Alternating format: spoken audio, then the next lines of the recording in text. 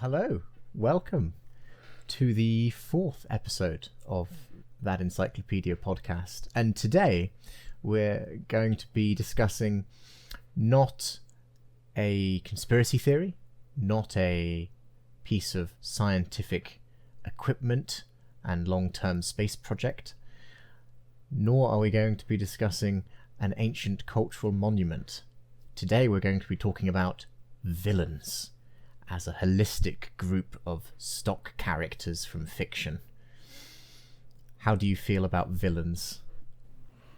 I'm anxious about villains. They don't often mean good things for me, or anyone else for that matter. Have you met many villains in your life? Yeah, you're hitting me with the interesting question straight away.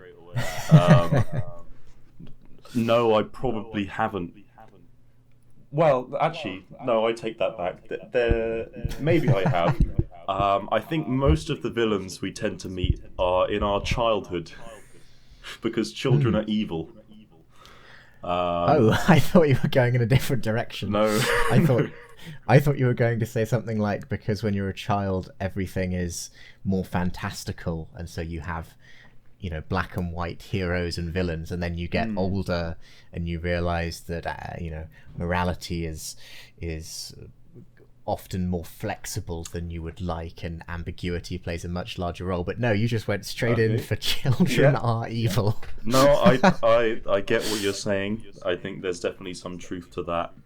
I think that is reflected, actually, the thing that brings to mind is the concept of extremist politics and how it tends to appeal to a younger audience, because you can sort of draw upon more binary idea of a good set of principles leading to an ideology versus an evil set of degenerate principles that bring about suffering to mankind. So but, yeah. What I was going to... Oh. No, so go on. No, go on. What I was going to lead me on to saying was that you meet them in childhood because I don't think many people go around behaving in cruelly malicious ways. Although I would say I've definitely come across people who have exhibited cruel and malicious behavior. To label them a villain is maybe an oversimplification, maybe a generalization of their character. Well, the etymology of the word villain is quite interesting, isn't it? Because it's gone through several iterations over the course of its life in the English language, and I was very excited to read about the etymology. I'm a bit of a linguistics nerd. I like my languages, and I actually thought the article got a little bit weaker towards the end. There was some random paragraphs, and the style changed to a way that isn't very Wikipedian. Maybe we'll come back to that. Yes, I noticed something, yes. Yeah, but the beginning, the etymology, is a very strong section of the article. It first came into English from the Old French vilain, which in turn is from the Latin villainus or villainus, if you're pronouncing V's as W's, as you should be. And it's originally almost a kind of class distinction, almost a class-based pejorative, right? Because a villain would be someone who worked on a villa originally, a commoner, a serf, a peasant. And when it entered medieval Europe, in the Middle Ages, it therefore denoted someone who lacked knightly status, a lack of chivalry, of politeness. And so the implication there, I think, is if you call someone a villain, you're saying that they're not really a knight, they're not noble, they don't have these characteristics, which suggests that those characteristics are almost kind of reserved for or unique to the upper strata, the knight class and higher. It's something that's not universally applicable. especially not to the serfs, the peasants. And so I almost wonder if villain became a pejorative originally because it was almost like a class attack against someone. I think that's a fair assessment. Yeah, I very much got the impression that that is a word with originally very strong class connotations. In fact, in the etymology section, though, I was drawn to one sentence in particular. I don't really know how to justify me reading this sentence out, but I just kind of like a long list of insults that it provides. So I'll give some context and then I'll read the sentence out. So, obviously, the word villain, especially with its like older alternative spelling of Vilein, is very close to the word vile, which is a word that also refers to wickedness or worthlessness. And that leads on to my favourite sentence. I'll just read the sentence to you. From the late 13th century, vile meant morally repugnant, morally flawed, corrupt, wicked, of no value, of inferior quality, disgusting, foul, ugly, degrading, humiliating, of low estate, without worldly honour or esteem. Yes, that is what the word vile means. I like that they gave us so many alternative words. This is actually where the article begins to show its signs, its cracks, doesn't it? Because like it's written 13th century as XIII century. Yeah. And then no comma, and then vile with a capital V. Yeah. So it's almost like it's almost like the name of a person with a title of 13. From 13 century vile meant. Yeah. I don't know. There's a particular sentence later on. I might as well throw in now. If I'm just talking about random sentences, I like, which refers like the this sentence is written, it at times tempts us scholars and historians. And this is not in quotation marks. This is written presuming that the reader is a scholar and historian. I think because it's just been extracted from the reference and dolloped in without like a proper quotation. I mean, it's very generous to anyone reading the article in that sense, right? It's by virtue of reading this article, you too are both a scholar generally and a historian specifically. Yeah, I think it could do with some tidying up. It does say this article has multiple issues, needs additional citations for verification, and possibly contains original research. Both of these several years old now, and a good reminder to our listeners that we never claim to like speak the truth in the sense of we're literally lifting from Wikipedia. That's the idea, right? Yeah, if there's a flaw in the page, it's probably going to be a flaw in the podcast. Mm-hmm. We have shunted all of this responsibility to Wikipedia. Let's perhaps talk about villains in literature and cinema, because that's kind of the meat and potatoes of this article, after the kind of anchored by the etymology at the beginning and then this weird kind of academic spiel. It then goes in quite a lot of detail to different archetypical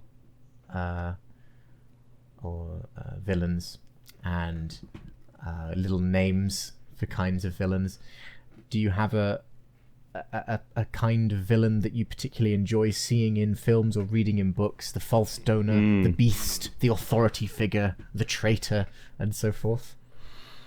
Yeah, I was obviously thinking about these. Well, I was thinking about them slightly differently, actually. The question that came to my mind when I read about the archetypes is, which one would I be?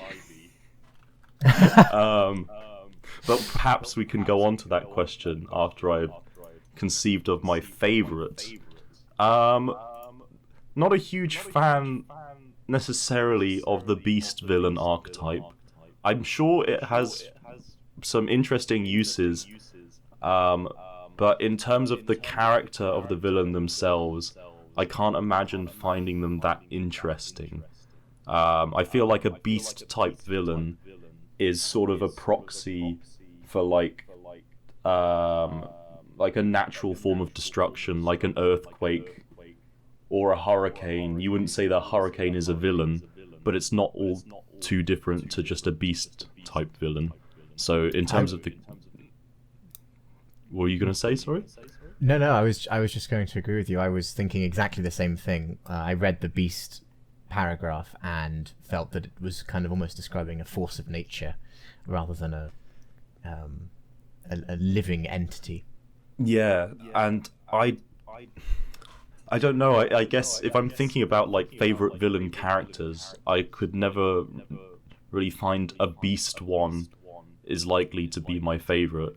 But I do really like fiction that uses a non-personified evil in order to create conflict.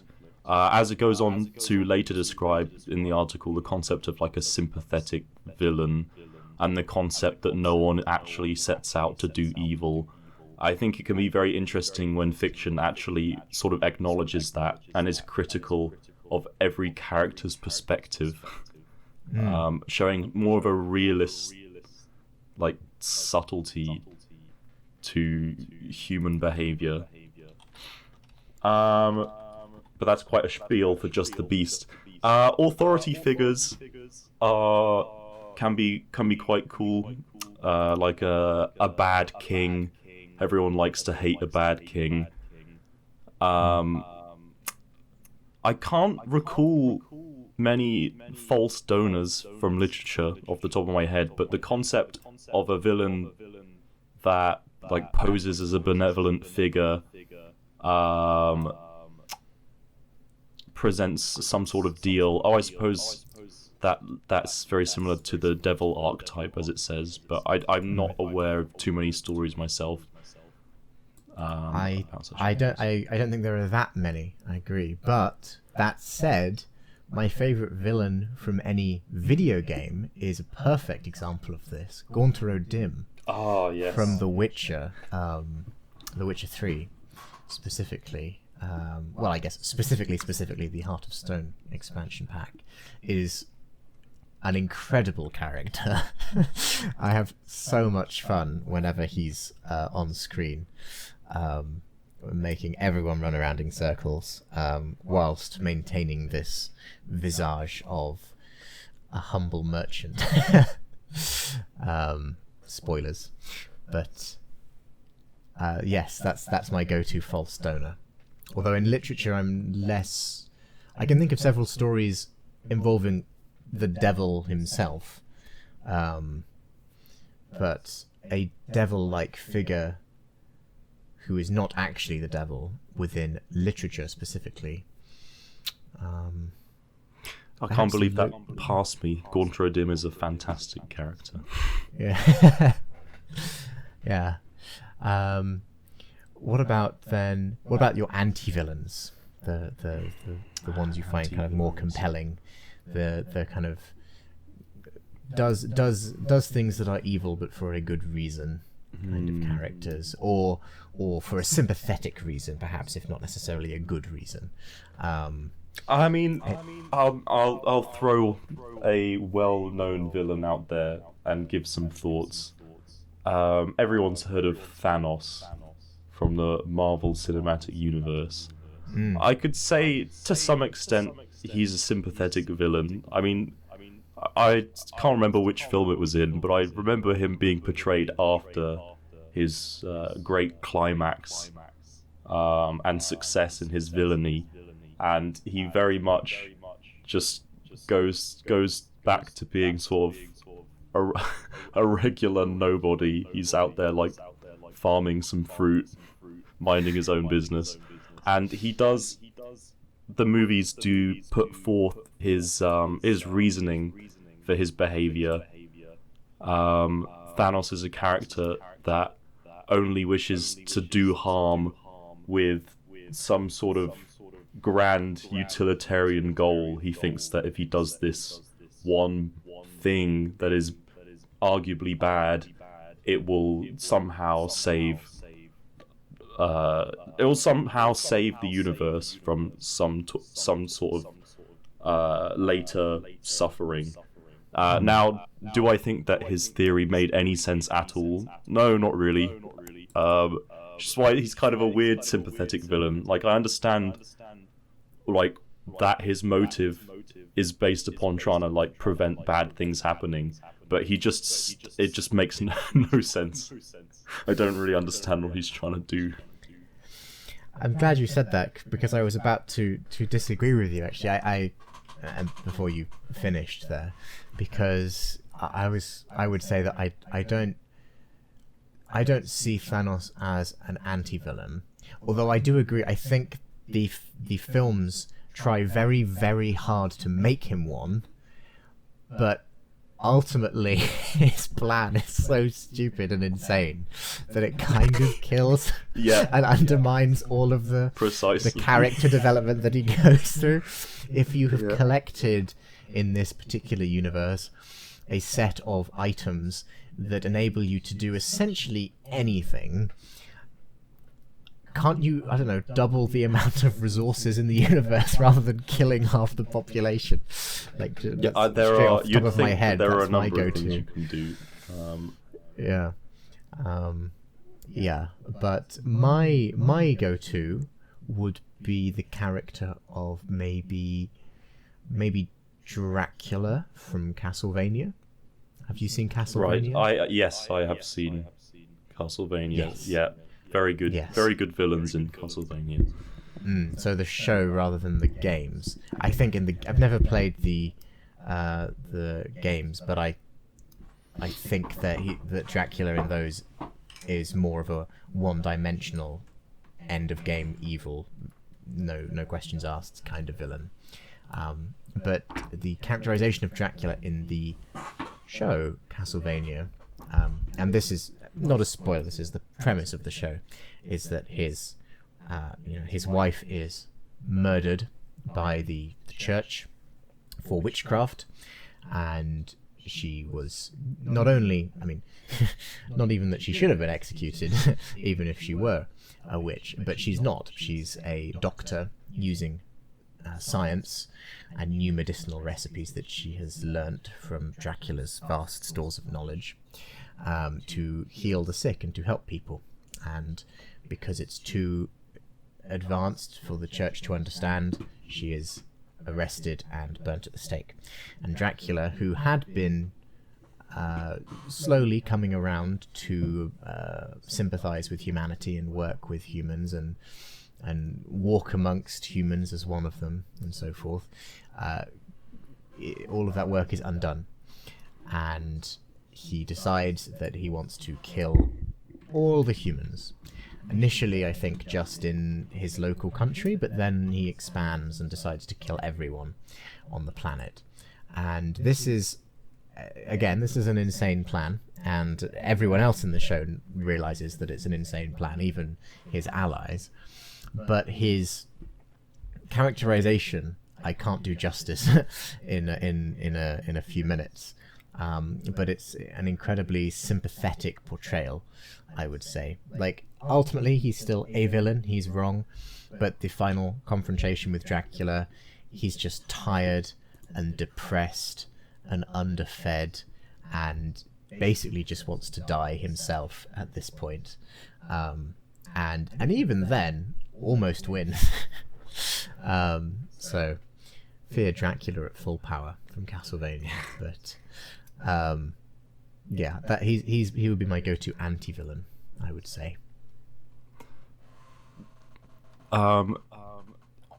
Yeah, along the lines of the authority figure archetype, a few characters just sort of jump to mind that I know might be interesting to discuss. Another character from The Witcher 3. Sorry, guys, if you've never played The Witcher 3. I found Emir, the Emperor of Nilfgaard, quite a nice characterization of like an authoritative villain. In the sense that, like, I mean, it's hard to deny that his actions have caused immense suffering in the world. I mean, he's a leader of a state that has invaded, unprovoked, started wars against other states. But, like, upon meeting this character, none of this is... He has no real desire to cause suffering. You could say that he's indifferent to it. He's acting, though, out of not necessarily just self-interest, but he's acting out of the interests of his dynasty rather than just himself. I don't know how much spoilers come out of anything that I say further, because I can't remember when anything gets revealed. So, but well, yeah. To assist anyone who hasn't played The Witcher 3, or indeed read the books that they're based on, if you have either read A Song of Ice and Fire or seen Game of Thrones, either will do. Emperor Mirvarim race in The Witcher is essentially Tywin Lannister, to the point that he is voiced in the game by Charles Dance, who plays Tywin Lannister in Game of Thrones. So they're basically the same character, right? Yeah. Yeah, I mean, I suppose it raises more of a point that, like, it's not that it really makes him sympathetic that much or not a villain, but that I think it's certainly interesting when a villain does their villainy on behalf of someone else, as opposed to, like, purely the interests of their own, like, material well-being, you know? Like, if you prioritize your family so much that you would, like, start a bunch of wars, try and get rich, that's very easy to attack as an immoral thing. But on the other hand, it's somewhat more sympathetic because you don't necessarily view it as entirely selfish. It's kind of a weird selfishness. It's the selfishness of putting your own values above the values of everyone else. It's not that you're doing it for you, but you're doing it for your values, which is that you value your family, or you value some outcome or some person more than everyone else. And you do bad things for them. For sure. Another authority figure, perhaps more classical than Emir var Emreis, the king, how do I pronounce his name? King Eurystheus.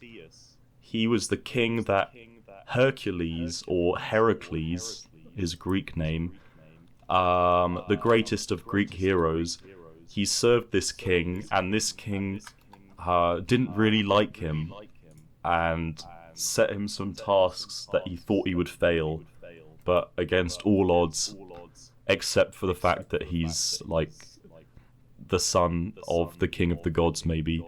But against all other mortal odds, he accomplishes all of his tasks.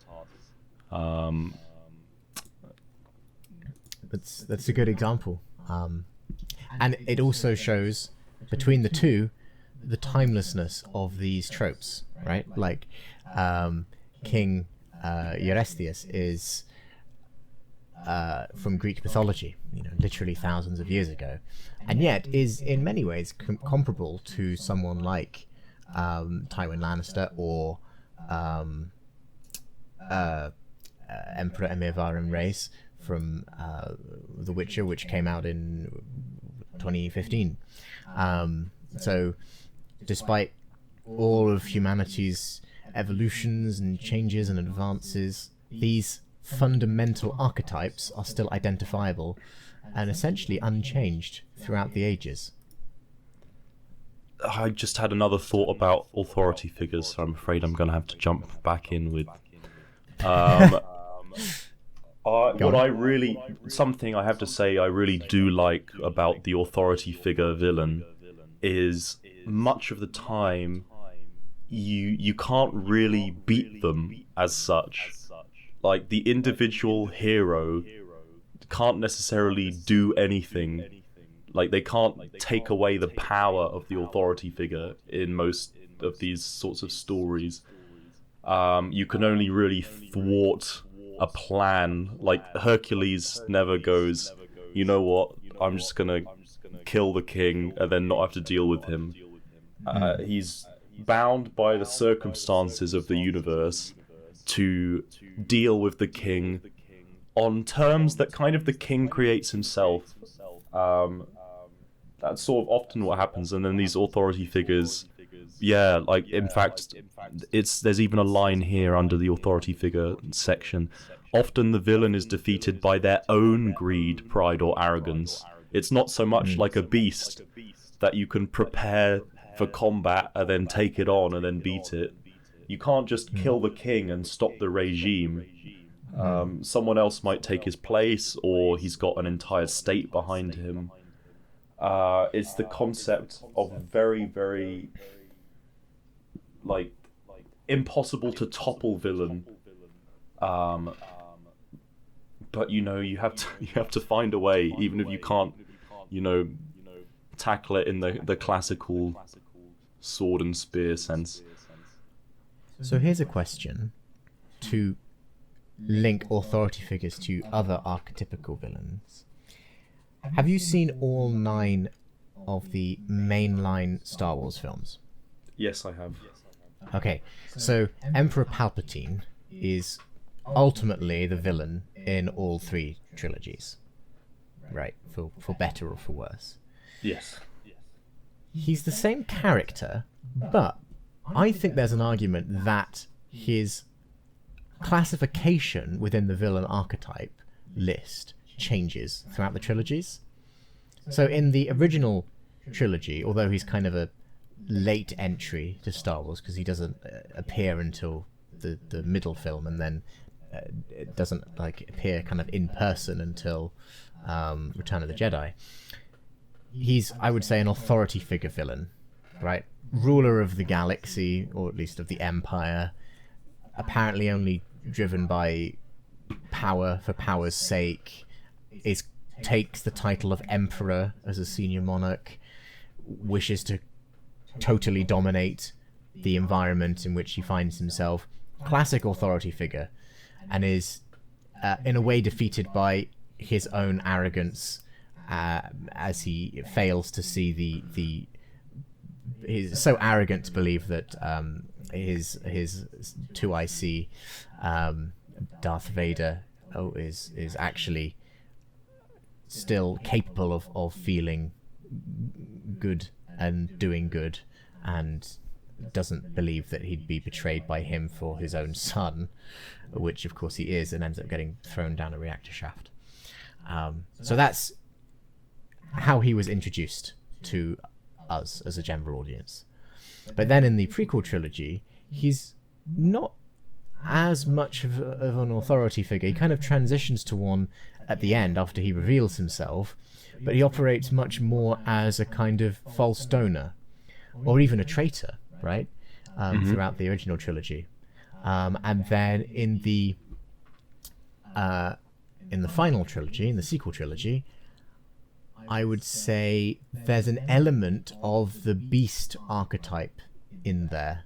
Not enormously, but by the time the final confrontation happens, he's fully revealed himself, everyone knows who he is.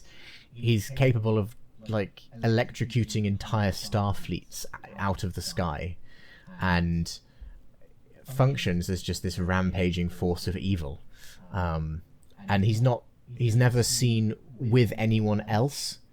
He has people that work for him or on his behalf, but they're all away doing other things. He is by himself in this chamber when he's acting in this way and confronting the villains, I think, with the exception of like a handful of bodyguards or lackeys or whatever. So I would say there's an argument there that Palpatine in the sequel trilogy might be at least partially characterized as a beast-style villain. Would you agree with that kind of argument for those that role changing over the course of the films? I would certainly say yes. There's a noticeable role change. Although he fits the description of an individual with power trying to climb and get more power. He does, certainly in the prequels, he does not already have a significant level of power that he's using to enact malice. No, his malice within the prequels is his deception and his trickery. So yeah, I mean, looking at it now, false donor and traitor could just be quite similar. Yeah, there's some similarities there. In terms of the most recent three films, I find it quite difficult to characterize him there. I don't know. I can't remember his precise influence, but I don't know if I would describe him as a beast, because I don't know that it is. I think that he acts with some degree of subtlety, you know, in that he's not really revealed until like the very end. And the idea is that he was somehow some sort of puppet master. That's true. Where's the puppet master archetype? I guess in this particular example, it also has something to do with just the way the sequel trilogy was conceived and created. So he wasn't mentioned in the first two films at all, not necessarily because it was always going to be this way, but because the directors changed hands and the direction the sequel trilogy was taking kind of changed. So it's perhaps a bit of a unique mess. Really. Well, yes, mess. Yeah, but Wikipedia is too noble to discuss this. So I wondered if you had seen Wikipedia's list of stock characters. I don't think so. So that sounds interesting. So the first sentence of the villain article is, ignoring the brackets, a villain is a stock character, whether based on a historical narrative or one of literary fiction. Now, stock character is hyperlinked to a separate page on stock characters, and from that page you can access an article called List of Stock Characters. And there are so many, and some of them are really funny. Oh, I see the link. Here we are. Yeah. Wow, it is. There's a nice long list of tropes here. Yep. So some stock characters I'm sure we're all familiar with. The bully, for example, a villainous character often found in stories centered around youth, especially in school, such as Roger Klotz in Doug Bulk and Skull. Maybe we're less familiar with the idea of a Byronic hero, unless we've received some sort of education in kind of English literature. Byronic heroes, kind of like Batman, I guess. Dark, gloomy, brooding, but passionate, turned inwards. I could interject there. Actually, I think there's some interesting character arcs among some of the Greek mythological characters that you wouldn't describe the character overall as a Byronic hero, but they certainly have bouts in their life where they maybe behave like this. For example, Achilles, after the death of one of his lovers during the siege of Troy, he goes through quite a phase, I would say, where his behavior changes. He becomes much more visceral. He does things that are probably more questionable than he would normally do, because he's ruminating on the torment of losing a lover. So yeah, it made me think. I think maybe it's something that you can go through, not simply be the entire time like a Batman type character.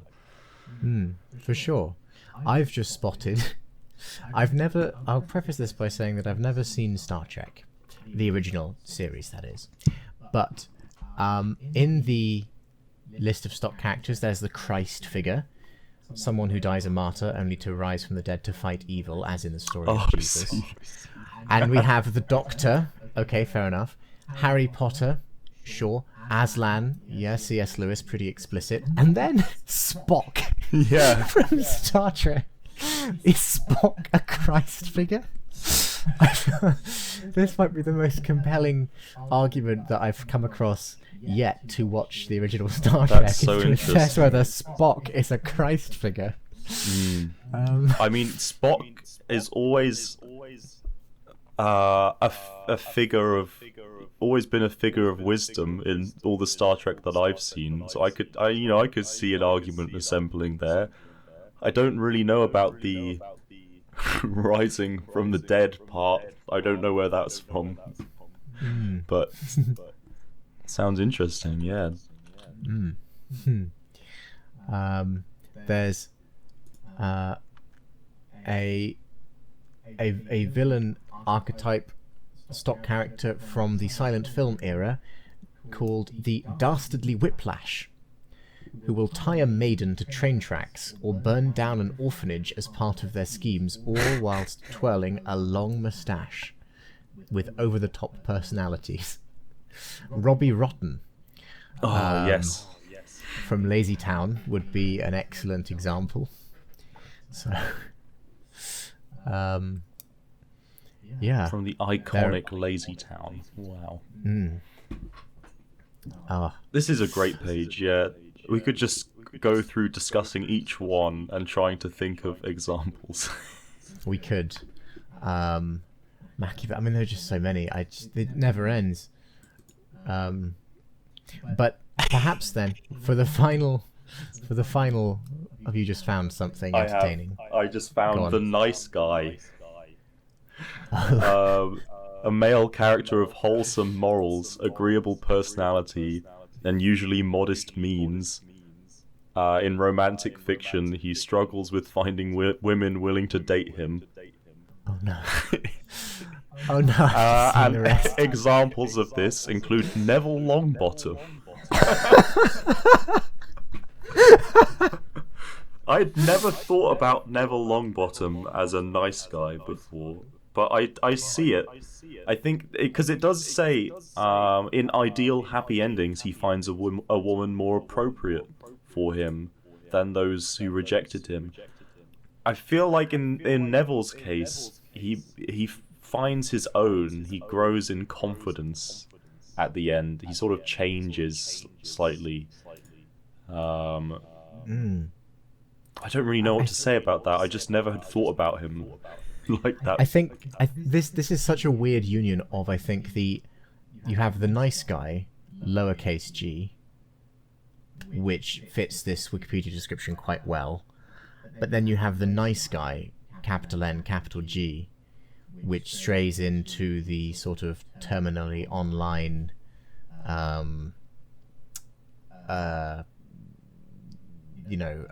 nice guys Yes. finish last. Yeah, kind of- I could see people projecting this character of wholesome morals, agreeable personality onto themselves. If you find that you finish last because you struggle to find women willing to date you, maybe you're a nice guy and you're actually a hero. It's a kind of corrupted trait. In the final few minutes, getting back to the main villain page, I wondered if I could ask you, there's a section on female villains, or the villainess, as the article likes to say, although I've never heard anyone say villainess ever. Yeah, But, I'm yeah. not really aware of this term. But this idea of a villainess or a female or feminine villain, but specifically one who uses sexuality, beauty, attraction for nefarious purposes, for malicious means, for gains.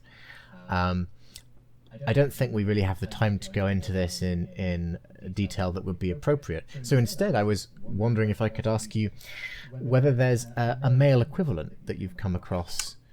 I was struggling to think of any examples earlier, and it would be interesting to see if there's a story that uses this kind of the concepts of beauty and sex and sexuality and so forth as a weapon, but from a male or masculine villain's perspective.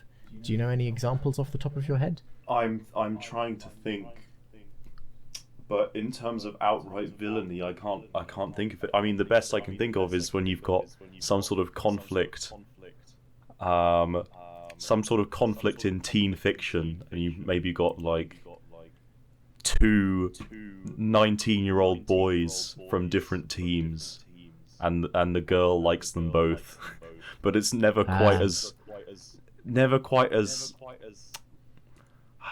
there may be some historical misogyny going on there. Is that what you're thinking? Oh, well, undoubtedly. Yeah. Undoubtedly, but I figured just as we have about 2 minutes left, rather than trying to dissect all of that in 2 minutes, it would just be interesting to to see if there's any niche counter. Well, not even a counter example, but just like a mirrored example. I've never read or watched 50 Shades of Grey. Is the main guy in that a villain? I've never read the book. I have seen the first film. Don't ask me why. From that, the character of Christian Grey is not presented as a villain. Not at all. Now, when you take a step back and look at his behaviour throughout the film, there are certainly what we in the modern lingo like to call red flags present, but certainly not a villain in the strict literary sense. No. Yeah, I can't think of any. Like already, I mean, again, like back to the Greek mythology I was reading. There's certainly more than one villainess using beauty in order to do bad things, but it just does not seem to be a trope applied to men very much. Well, maybe this can be something for everyone to go away and think about, because I would love to see some examples. I'm a believer in egalitarian villainy. Yep. Shall we leave it there? Yeah, I think we've discussed a lot. It's hard to discuss a page on something like the concept of villain without diving into many case studies, which I think we've done. I just hope anyone listening is aware enough of who we're talking about, or that we explained ourselves sufficiently, that we weren't just talking about names that don't mean anything.